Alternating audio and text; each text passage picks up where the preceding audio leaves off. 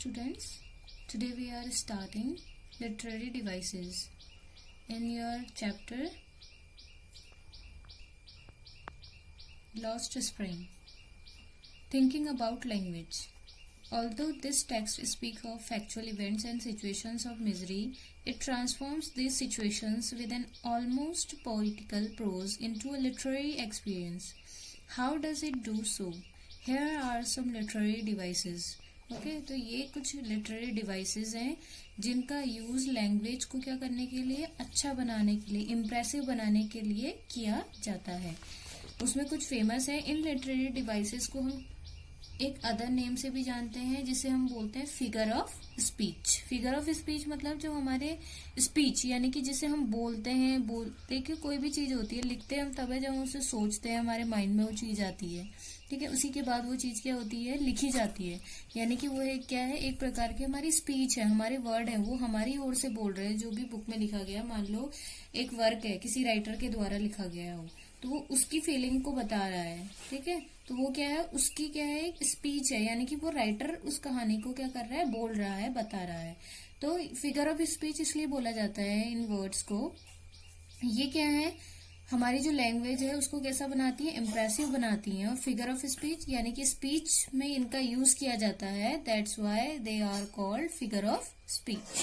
और literary devices क्यों कहते हैं हमने, लिटरेचर. आप जानते हैं कि जो हम पढ़ रहे हैं ये सारा, ये क्या है, लिटरेचर है, इंग्लिश लिटरेचर.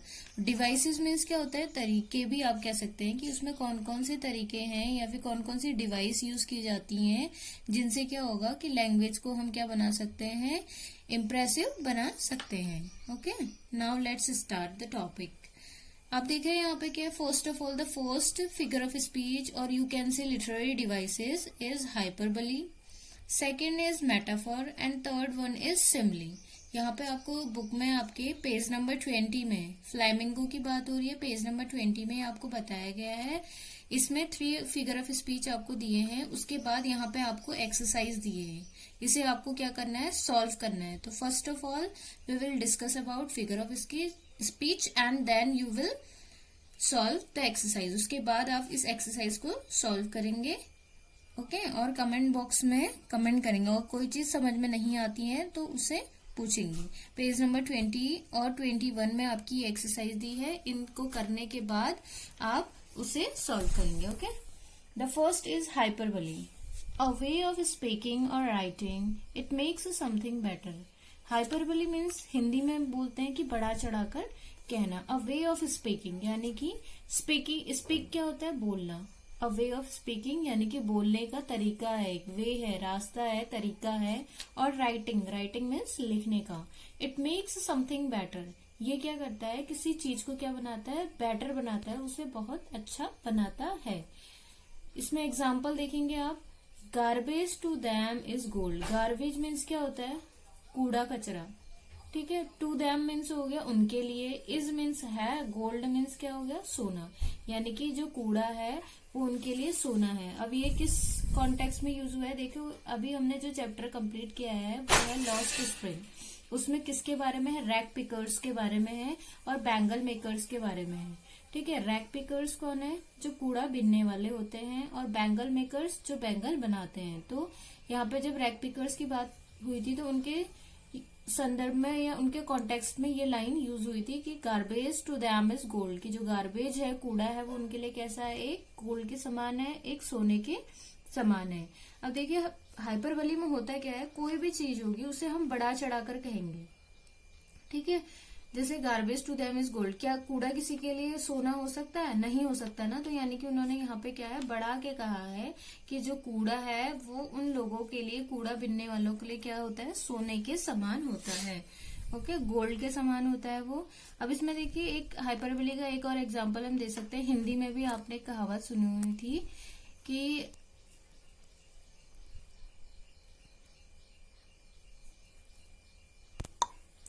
इसमें एक कहावत थी जो है, राणा ने देखा इस पार तब तक था चेतक उस पार. ठीक है, यानी कि राणा क्या कर रहा है, मान लो यहाँ पे क्या है, राणा है यहाँ. ठीक है, और यहाँ क्या है, राणा क्या कर रहा है, यहाँ पे खड़े होके देख रहा है कि चेतक जो है, चेतक उसके कौन था, घोड़ा था उसका. तो उसे देख रहा है कि वो यहाँ पे है, बट उसके देखते देखते वो कहाँ पहुंच गया, दूसरी पार पहुंच गया. मतलब मान लो यहाँ पर कोई नदी है या कोई पहाड़ है, उसको उतने बड़े पहाड़ को पार करके वो दूसरी साइड पहुंच गया, ठीक है। तो वो बड़ा चढ़ा के तो कह रहा है कि राणा ने देखा इस पार, यानी कि राणा ने तो अभी उसको यहीं देखा था, तब तक चेतक था उस पार, यानी कि तब तक चेतक क्या पहुंच गया था, इतनी दूर पहुंच गया था, ठीक है।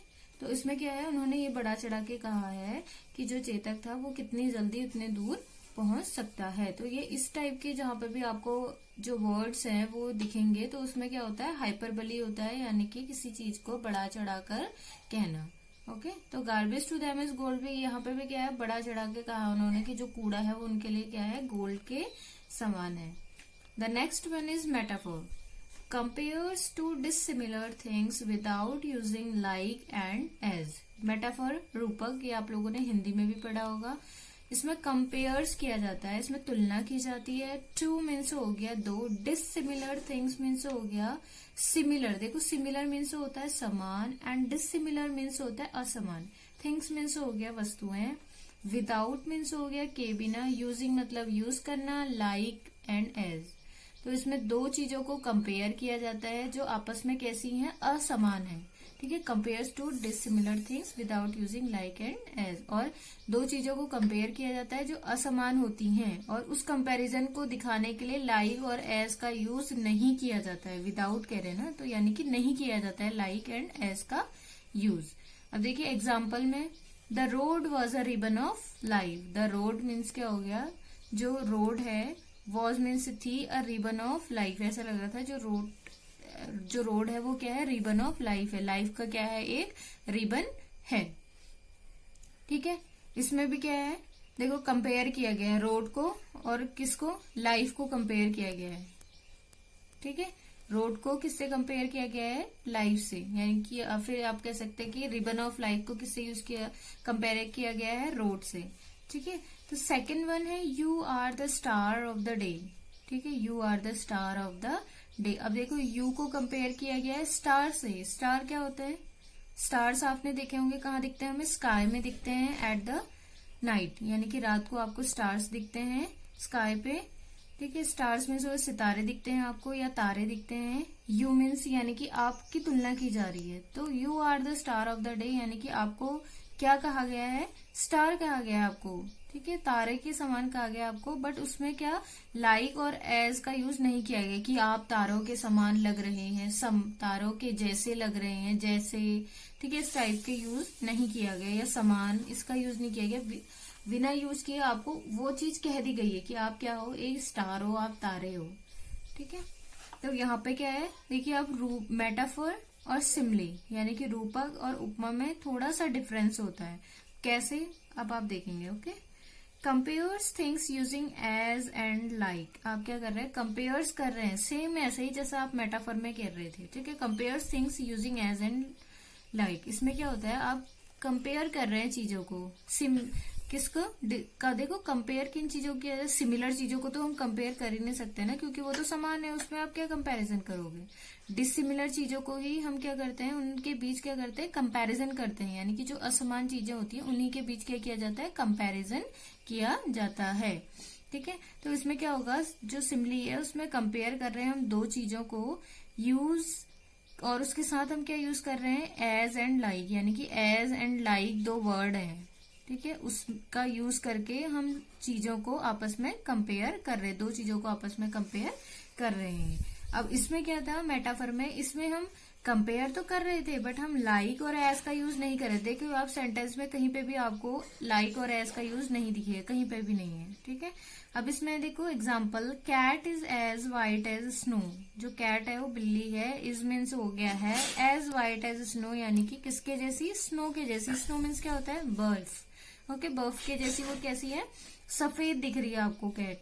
आपने देखी भी होगी बिल्ली क्या होती है, व्हाइट कलर की जो बिल्लियां होती हैं वो कैसी दिखती हैं, बर्फ की जैसी व्हाइट दिखती है, सफेद दिखाई देती हैं। तो वो कैसे कह रहा है कि दिखाई दे रही, किसके जैसी, स्नो के जैसी, बर्फ की जैसी। पर यहाँ पे उसने एज का यूज नहीं किया, देखो यहाँ पे क्या है, एज का यूज किया है। Mother is as pale as winter's moon, ये आपने देखा होगा जो हमने फर्स्ट वीडियो बनाई थी, माई मदर एट 66 जो फर्स्ट पोएम थी हमारी flamingo, in the book of flamingo, flamingo की बुक में जो हमारी फर्स्ट पोएम थी उसमें हमने डिस्कस किया था माय मदर एट 66 की समरी के बारे में और उसके टेक्स्ट के बारे में। तो उसमें हमने देखा था कि जो मदर है वो किसके जैसी पीली लग रही थी, विंटर का जो मून होता है उसके जैसी पीली लग रही थी। तो यहाँ पे मदर को कंपेयर किया गया, मदर को बताया गया है कि वो कैसी है, विंटर के मून की जैसी कैसी है, पीली है। ठीक है, तो यहाँ पे भी देखो एज का यूज किया गया है और अगर ऐसे लाइक का यूज भी कर सकते हैं, mother is like the winters moon. ठीक है, कि मतलब जो मदर है वो कैसी है, mother likes the winter moon, की कैसी लग रही है वो, विंटर मून की जैसी लग रही है। तो यहाँ पे आप कई एग्जाम्पल यहाँ पे ले सकते हैं, इसके अलावा भी ये तो यहाँ पे सही नहीं बन रहा है, बट आप अदर एग्जाम्पल्स यहाँ पे लाइक से रिलेटेड ले सकते हैं। जैसे आप बोलते हैं, जैसे मान लो हम मदर के लिए यहाँ पे क्या लिख रहे हैं, सी लुक्स लाइक, वह लगती है, she looks like a winter's moon, winter's moon की जो माँ है वो कैसी लगती है, विंटर मून की जैसी लगती है। देखो यहाँ पे लाइक जो है ये भी कंपैरिजन को दिखा रहा है कि इन दोनों के बीच में, सी यानी कि मदर के बीच में, सी के बीच में और विंटर मून के बीच में, दोनों को कंपैरिजन कर रहा है, किसका यूज करके, लाइक का यूज करके। ऐसी कैट और स्नो, दोनों बर्फ और किसमें, बिल्ली में कंपैरिजन कर रहे हैं एज का यूज करके। ऐसी मदर एंड विंटर मून में कंपेयर किया जा रहा है एज का यूज करके। ठीक है, तो ये आपको क्लियर हो जाएगा कि अगर एज एंड लाइक आ रहा है किसी भी सेंटेंस में तो वो क्या है, ऑब्वियसली इट इज सिमली, वो क्या है, सिमली है। और अगर उसमें लाइक और एज का यूज नहीं हो रहा है बट कंपैरिजन किया जा रहा है तो वो क्या होगा, metaphor. Okay, the last one is oxymoron. Oxymoron means होता है, देखिए, विरोधाभास हिंदी में। Shows two contradictory words appearing side by side, इसमें दिखाए जाते हैं टू यानी कि दो, कॉन्ट्राडिक्टरी मीन्स होता है विरोध, जिनमें आपस में क्या होगा, विरोध होगा। ऐसे वर्ड्स आपको दिखाए जाएंगे, ऐसे शब्द आपको दिखेंगे अपेयरिंग साइड बाय साइड। और अपेयरिंग कहाँ दिखेंगे आपको, साइड बाय साइड यानी कि अगल बगल ही वो दिखेंगे। ठीक है, विरोधाभास में क्या होगा कि अब वो जो चीज कह रहा है, पहला वर्ड जिस चीज को कह रहा है, दूसरा वर्ड उस चीज को क्या करेगा, नकारेगा, यानी कि उस चीज को काटेगा, उस चीज का अपोज करेगा, विरोध करेगा उस चीज का। अब देखो यहाँ पे क्या होता है, फाउंड। फाउंड मीन्स होता है पाना या मिलना। ठीक है, मिलना या फिर आप ही कह सकते हैं पाना या पाया, कुछ भी। ठीक है, मिसिंग, मिसिंग मीन्स खोना, फाउंड, मिसिंग। अब देखो कई बार आपने जब मिसिंग की किसी की रिपोर्ट लिखते हैं, किसी के खोने की रिपोर्ट लिखते हैं तो उसमें लिखते हैं फाउंड मिसिंग। ठीक है, वर्ड यूज होता है। तो फाउंड मीन्स होता है मिलना, मिसिंग मीन्स होता है खोना। तो दोनों अपोजिट है, एक मिलना हो गया और एक खोना हो गया। ठीक है, तो इस टाइप के जहां पर भी आपको वर्ड्स दिखाए जाएंगे जिसमें भी आपस में क्या होगा, विरोध होगा, एक वर्ड क्या होगा, एक दूसरे, दोनों वर्ड क्या होंगे, एक दूसरे के अपोजिट होंगे, एक दूसरे के अपोजिट चीजों को दिखाएंगे, तो वहां पर क्या होगा, ऑक्सीमोरोन होगा। वैसे ही एलोन टुगेदर, एलोन मीन्स होता है अकेला या फिर अकेले में, टुगेदर मीन्स होता है साथ में। अब आप फिर से देख रहे हैं, अलोन मीन्स हो गया अकेला बंदा है, टुगेदर मीन्स हो गया साथ में, यानी कि किसी के साथ है वो। तो दोनों क्या है, अपोजिट है, एक दूसरे के क्या है, विपरीत है। दोनों का क्या कर रहे हैं, विरोध कर रहे हैं दोनों एक दूसरे का, और साथ साथ ही यूज होते हैं दोनों, बीच में इनका कोई वर्ड नहीं आएगा, साथ साथ यूज होंगे। डार्क लाइट, डार्क मीन्स देखो क्या होता है, अंधेरा, और लाइट मीन्स क्या होगा, लाइट किसका प्रतीक है, उजाले का। एक डार्क का मीनिंग एक और होता है, डार्क और लाइट। डार्क मीन्स क्या होता है, गाढ़ा, डार्क कलर बोलते हैं ना, डार्क कलर, गाढ़ा। लाइट मीन्स हो गया हल्का। दो मीनिंग होते हैं इनके। ठीक है, पर दोनों क्या है, फिर भी देखिए दोनों के, अगर हम अंधेरा और उजाला इसका मीनिंग अगर हम समझ रहे हैं तो अंधेरा क्या है, यानी कि क्या हो गया, पूरा अंधेरा हो गया। उजाला, दोनों क्या है, अपोजिट है। अगर हम डार्क और लाइट का मीनिंग क्या समझते हैं, गाढ़ा और हल्का से समझते हैं, तो तब भी दोनों क्या है, एक दूसरे के अपोजिट हैं। ऐसी नेक्स्ट है स्टूडेंट टीचर। स्टूडेंट आपको पता है स्टूडेंट क्या होता है, बालक, बच्चा जिसे आप कहते हैं। ठीक है, स्कूल में पढ़ने वाले बच्चों को क्या कहेंगे, स्टूडेंट कहेंगे। टीचर, टीचर मीन्स क्या होता है, शिक्षक, यानी कि वो क्या है, स्टूडेंट नहीं है। तो यहाँ पे क्या होगा, स्टूडेंट क्या है, स्कूल में पढ़ने वाला बच्चा है, टीचर स्कूल में पढ़ाने वाला टीचर है, शिक्षक है वो। तो दोनों, ये दोनों चीज भी क्या है, अपोजिट है एक दूसरे के।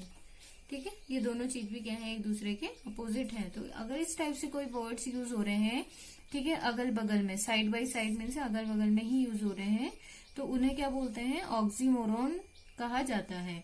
अब ये जो आपकी एक्सरसाइज दी हैं आपकी बुक में, उसमें हाइपरबली, मेटाफोर, सिमली और ऑक्सीमोरोन, इन 4 से रिलेटेड एक्सरसाइज दी गई है। आप उसके बाद उसे सॉल्व करेंगे और कहीं पे भी कोई प्रॉब्लम होती है तो आप उसे पूछेंगे। Okay, thank you.